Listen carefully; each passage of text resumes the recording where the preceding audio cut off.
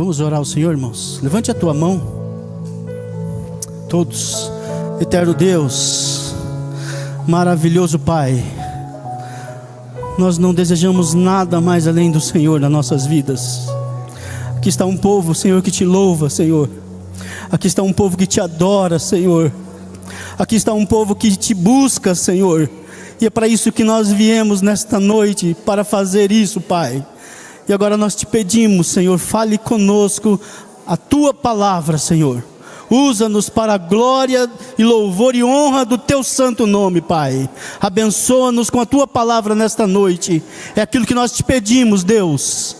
É aquilo que nós oramos, para a glória do Senhor Jesus. Para a glória do Senhor Jesus. Amém. Ocupe o seu lugar, irmão. Queria que você abrisse a tua Bíblia. Primeiramente, a paz do Senhor a todos, né? O Salmo de número 33. Você que trouxe a tua Bíblia, Salmos de número 33. Em nome de Jesus. A gente vai meditar neste salmo, irmãos, nessa noite. A gente vai olhar para este salmo. Um povo que louva a Deus. Louvai ao Senhor todos os povos. O livro de Salmos ele foi escrito por vários autores. E esses autores, eles escreveram os salmos chamados salmos de lamento, chamados salmos precatórios, chamados salmos messiânicos e também os salmos de louvor a Deus. E dentre os autores, irmãos, um autor que mais escreveu foi o salmista Davi. Davi, ele era um adorador. Davi, ele era um compositor. Ele era um músico. E por isso ele vai falar com muita propriedade sobre o louvor. No meu entendimento, irmãos, eu vejo que a principal missão da igreja é adorar a Deus. O texto bíblico fala que nós fomos criados para o louvor da glória do nosso Deus. Isso significa que o Deus da obra vem antes da obra de Deus. Consegue entender isso? Deus vem antes do trabalho para Deus.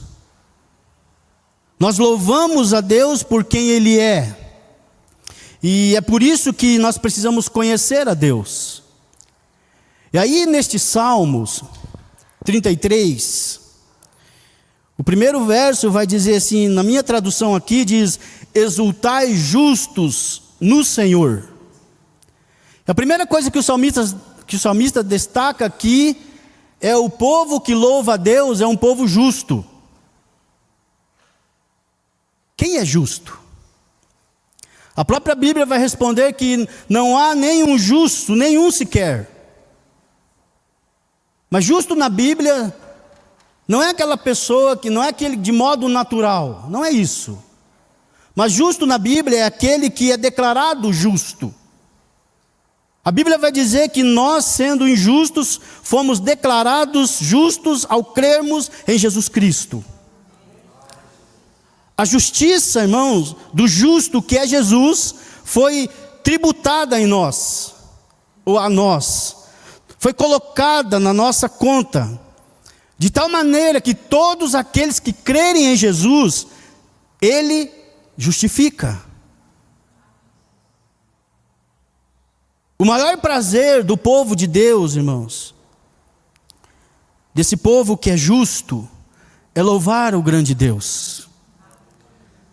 Por isso o salmista vai falar: exultai, cantai, ó justos, no Senhor.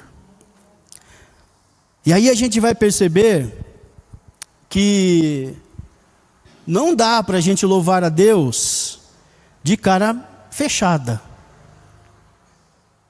brabo, chateado, semblante abatido, aborrecido com a vida. Louvor não combina com exultação, porque nós estamos diante do Rei da Glória. Nós estamos diante daquele que é o Criador, que é o sustentador, que é o Redentor das nossas vidas. Por isso esse povo que é justo, reconhece e se alegra com grande e intenso de júbilo. O salmista vai destacar na parte B do verso 1, aos retos fica bem louvá-lo. Quem é esse povo que louva a Deus? É um povo justo e um povo reto. Os ímpios, eles não louvam a Deus. Os ímpios, eles não adoram a Deus. Eles até zombam de Deus. Eles não reconhecem, eles até são ingratos para com Deus. Eles se rebelam contra Deus. Eles não têm prazer de ouvir a voz de Deus. E eles ficam desconfortáveis ao ouvir a mensagem de Deus. Mas aos retos não. Os retos, eles gostam de fazer isso aqui, de congregar, de louvar ao Senhor, de adorar o nome do nosso Deus. Então quando você vem à casa de Deus para o culto, você não diz assim, hoje é domingo, ou hoje é sábado, que chato, eu tenho que ir lá no culto. Ou você diz assim? A gente não diz, irmãos, eu tenho que ir lá, que peso, é um peso eu ir lá. Não. Nós viemos aqui porque nós temos prazer de estar aqui. A gente poderia, no nosso palavreado, estar passeando, estar assistindo um filme, estar em casa descansando. Tudo isso, tudo bem, irmãos. Não tem problema, você pode descansar, você pode ficar em casa. Mas aos retos, preferem vir à casa de Deus. Eles deleitam no Senhor. Eles louvam ao Senhor, eles exultam ao Senhor, eles regozijam na presença do Senhor. O salmista destaca, irmãos, que o povo que louva a Deus é um povo que foca em Deus. O povo que louva a Deus e presta um culto a Deus, e este culto a Deus é um culto teocêntrico, não é culto a homens, mas é a Deus. O versículo 2 e 3, ele diz, celebrai ao Senhor com harpa, louvai-o com cânticos e saltérios de 10 cordas.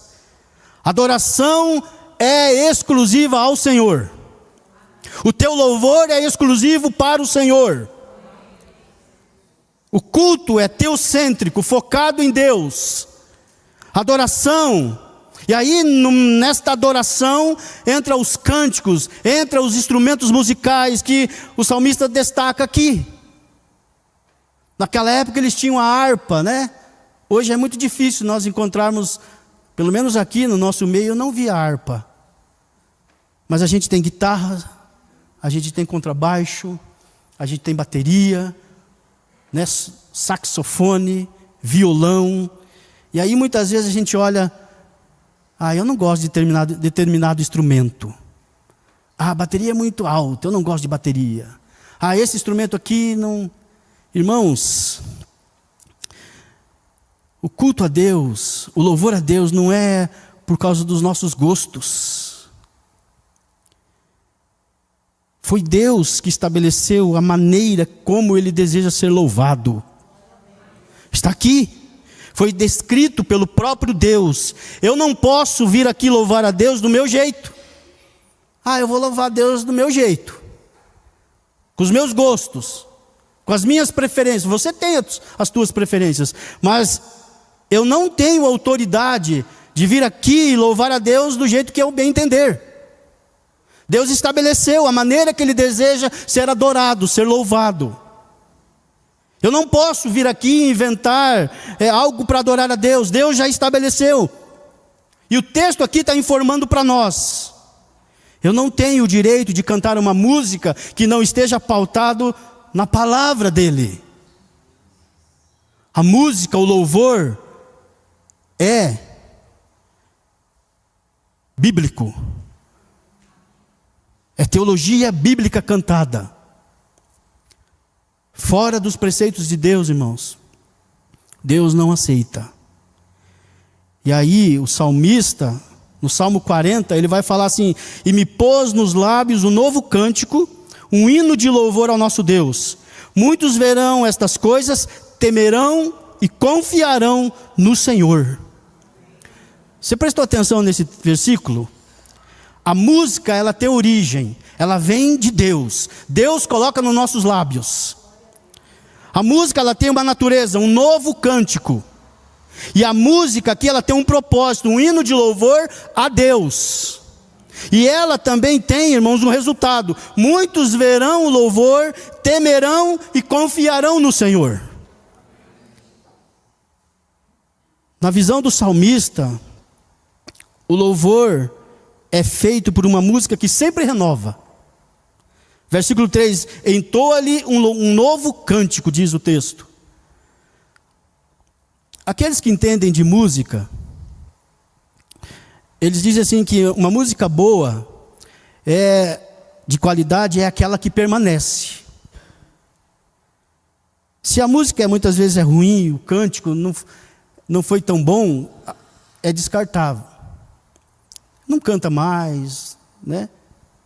E aí, irmãos, mas daqui a pouco tem aquela música que você lembra, você canta, e você canta novamente, mas essa música a gente sempre cantou.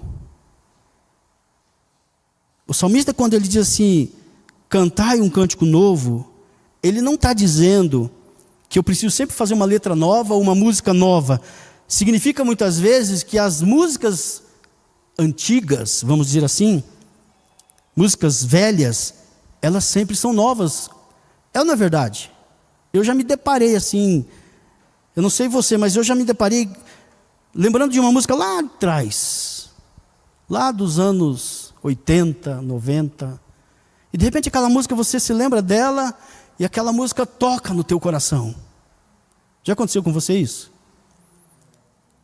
Madrugada retrasada eu acordei e lembrei de um cântico. E aquele cântico faz a gente lembrar daquilo que a gente já viveu na presença de Deus. Aquele cântico traz um renovo para nossas vidas. É isso que o salmista está dizendo, irmãos. Um novo cântico. Pode ser uma música antiga, pode ser uma música lá, talvez você nem conheça. Talvez você nem lembre mais, mas quando você olha, você diz, essa música, sabe aquela música que passa de pai para filho, de filho para neto, de geração em geração, e você sempre tem, hoje a gente cantou uma aqui, é ou não é? Jesus em tua presença. Eu cantava esse cântico quando eu tinha uns anos atrás, hein? Então ela se renova. Senhor, em tua presença eu estou. E não tem lugar melhor do que estar em tua presença, Senhor. A gente lembra dessas músicas, a gente sabe que a presença do Senhor é o que importa, irmãos, para nós. A presença do Senhor. E quando a gente olha, a Bíblia fala que a natureza louva a Deus.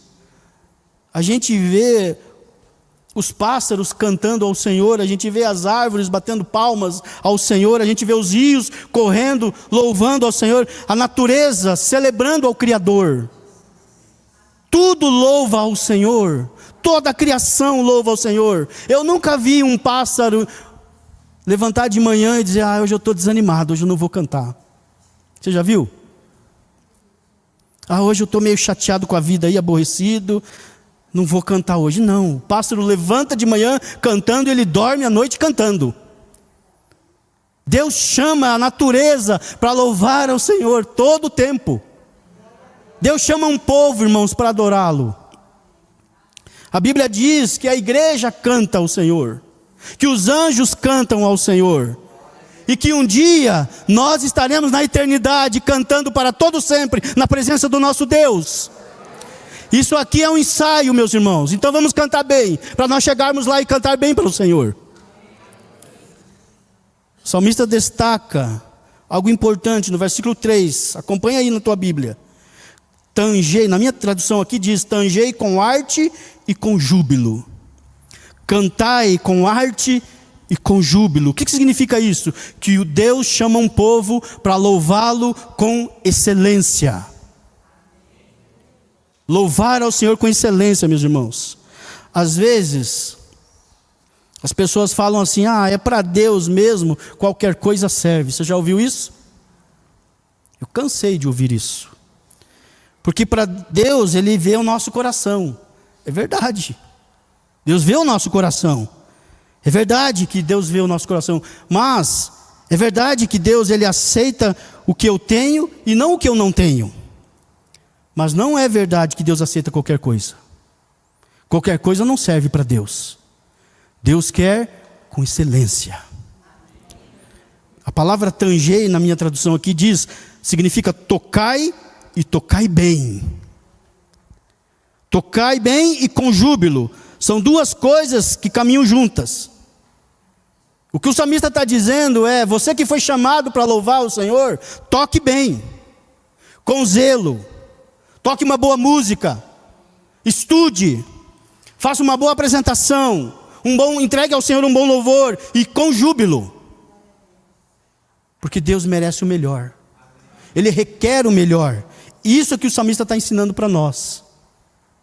Assim como eu não posso fazer a obra de Deus relaxadamente, eu também não posso louvar ao meu Deus de qualquer maneira. Não dá, meus irmãos. Eu não posso vir aqui à frente e cantar desafinado. Não dá. Desafinado eu canto ali no meio da congregação.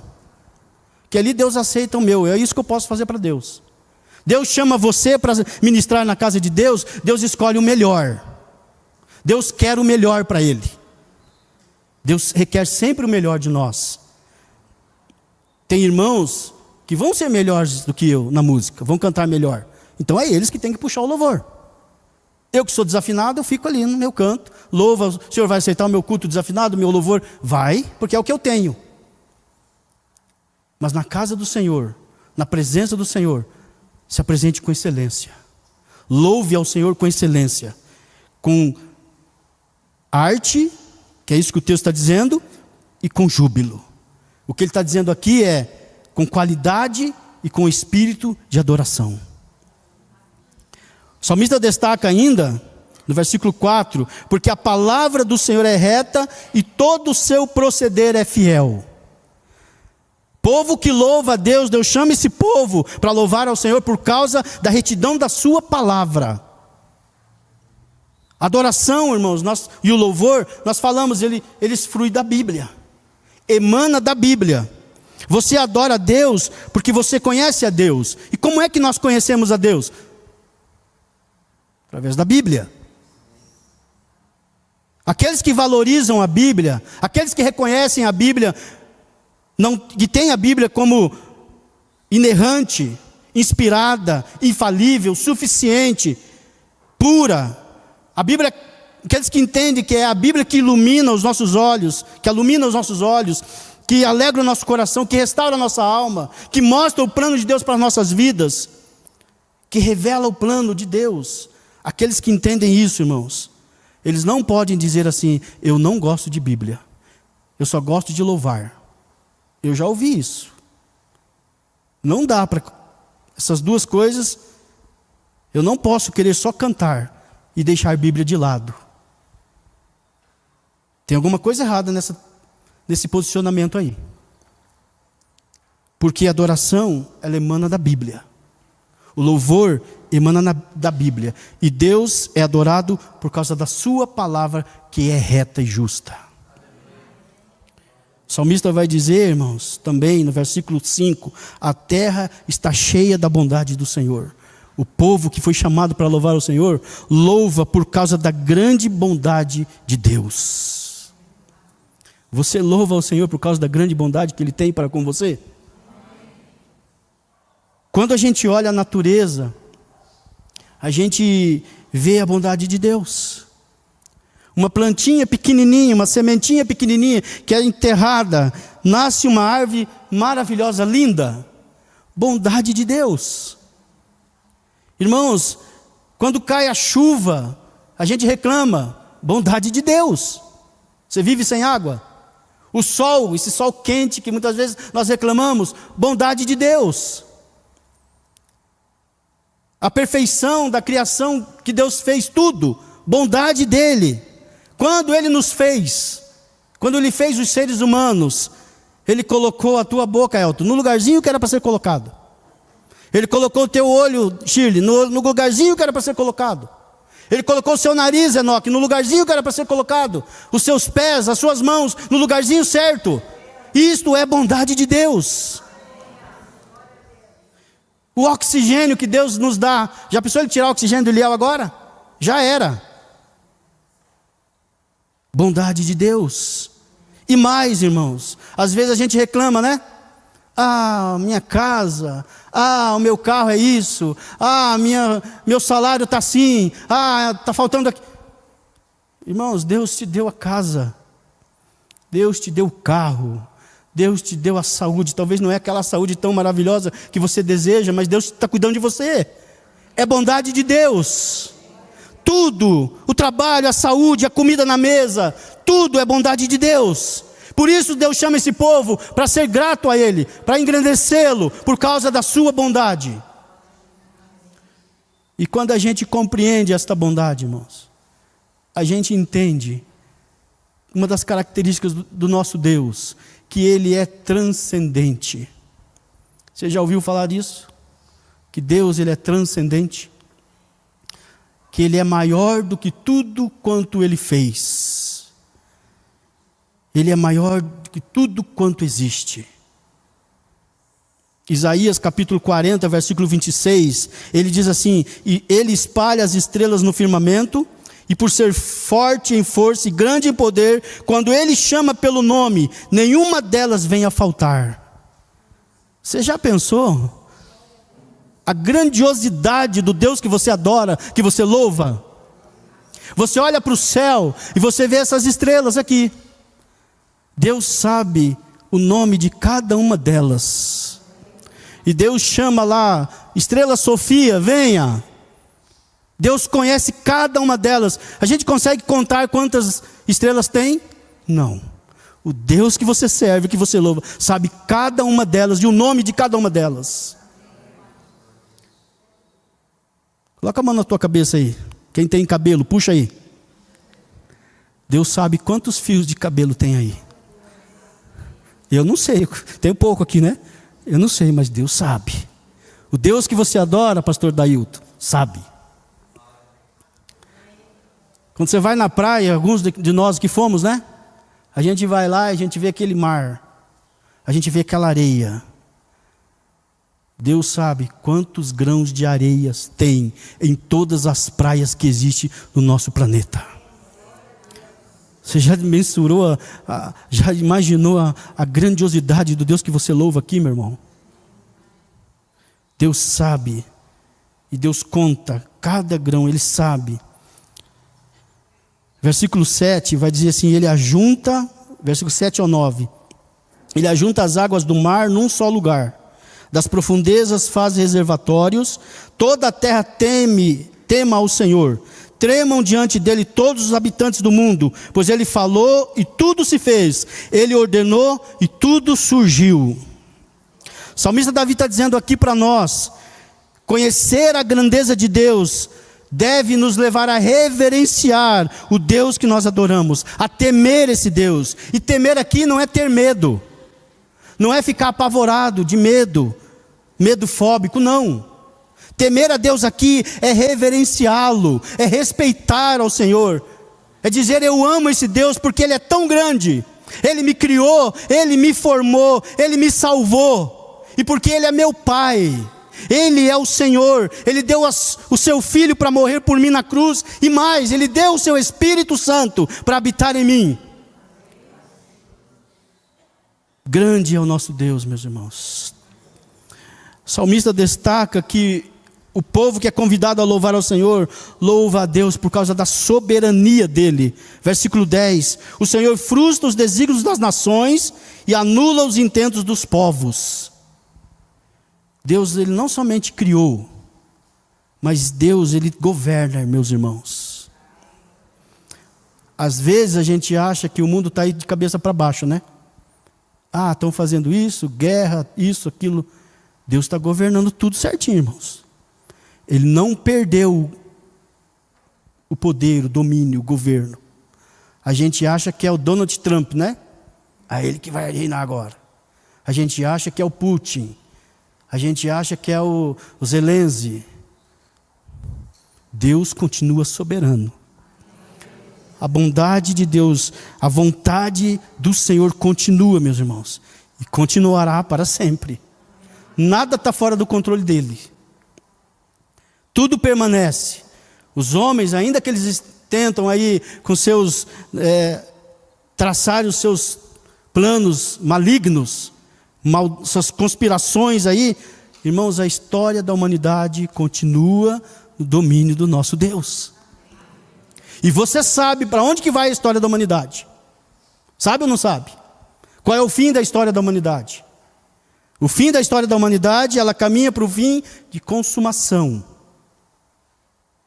Lá no livro do Apocalipse vai dizer que todos aqueles que se levantarem contra Deus, eles vão cair um dia. Porque Deus está no governo. O Apocalipse vai dizer que a Babilônia vai cair, a grande Babilônia vai cair, o anticristo vai cair, o falso profeta vai cair, o diabo vai cair, a morte vai cair, o inferno vai cair, e Deus vai continuar triunfante. Esse é o Deus que nós servimos, irmãos. Não há o que temer. Ele chama um povo para adorar a Ele. E esse povo, sabe quem são? Aleluia! Esse povo somos nós. Deus chamou você, chamou cada um de nós. Versículo 12: feliz é a nação cujo Deus é o Senhor. Esse povo somos nós. Dentre tantos povos, dentre tantas nações, tantos estratos sociais, tantas culturas, Deus chama um povo para ser dele. Deus cuida desse povo. E que privilégio nós temos de fazer parte desse povo. Povo chamado povo de Deus. Povo que foi comprado e lavado pelo precioso sangue de Jesus Cristo. O povo que é chamado família de Deus, rebanho do Senhor, membros do corpo de Cristo. Interessante que o salmista, no verso 13, ele diz assim: o Senhor olha dos céus e vê todos os filhos dos homens. Quantos filhos dos homens ele vê? Todos. Ele olha para todos, bons, maus, ímpios, justos. Ele olha para todos. E ele não só olha, no versículo 14, do lugar da sua morada, ele observa todos os moradores da terra. Deus, irmãos, ele não só vê cada um de nós, mas ele observa você. Ele sabe o que você está passando. Ele sabe a angústia, ele sabe a dor, ele sabe a tua alegria, ele sabe quando você coloca a cabeça no travesseiro lá, ele conhece você e ele te observa. Isso quer dizer que nada está fora do alcance dos olhos do nosso Deus. Ele vê todas as coisas. Versículo 15: ele que forma o coração de todos e contempla todas as suas obras. Às vezes a gente quer fazer um pecadinho, né, escondidinho lá. Ah, aqui ninguém está vendo. O pastor Osiel não está aqui, o pastor Isaías não está aqui, o pastor Dailton não está aqui. Tem ninguém vai. O sumo pastor está vendo. O sumo pastor está observando. Porque ele chamou você para ser povo dele, para louvar a ele. E ele cuida de você. O salmista destaca ainda, irmãos, ele chama esse povo para louvar a Deus, porque esse povo reconhece que Deus é o Deus da redenção. Versículo 16: não há rei que se salve com o seu poder, com o poder dos seus exércitos, nem por sua muita força, nem por sua muita força se livra o valente. Quem consegue se levantar contra Deus? Você já ouviu alguém aí que se levantou contra Deus e se deu bem? Às vezes, a gente acha, irmãos, que o mal ele está prevalecendo, não é ou não é? Quanta maldade, quanta atrocidade. Mas ninguém, irmãos, pode se levantar contra Deus e prevalecer. Ninguém. Nada. Parece que tem hora que a gente está perdendo na nossa luta, é ou não é? Parece que a gente quer entregar, não dá mais. Não tenho forças mais. E de repente Deus vem com a sua graça. Deus vem com a sua mão forte. E Ele, que é soberano, muda a nossa situação. Versículo 17, o cavalo não garante a vitória. A despeito da sua grande força, e a ninguém pode livrar. Sabe o que o salmista está falando aqui? Que lá naquele tempo, a força bélica que existia, a mais forte, a mais poderosa, era a força do cavalo. E Davi vai dizer, um dos salmos dele, uns confiam em carros, outros em cavalos. Mas nós confiamos no nome do nosso Deus. Então o cavalo, ele era a força bélica da época. Hoje nós temos aí míssil, nós temos aí bomba nuclear, bomba atômica, grandes exércitos, né? Coisas tremendas. Mas tudo isso, meus irmãos, não podem desafiar o poder que tem o nosso Deus. É Deus que está no controle, é isso que Davi está dizendo. Versículo 18 e 19, ele diz assim: Ele é quem salva extraordinariamente aqueles que nele esperam.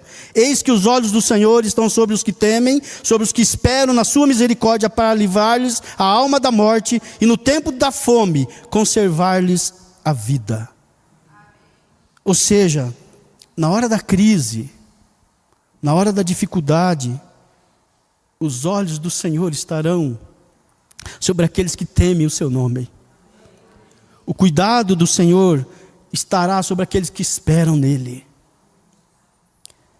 O Deus, irmãos, Ele é o Deus da nossa salvação, Ele é Deus da nossa redenção. O salmista vai dizer que Ele é o socorro bem presente na hora da angústia.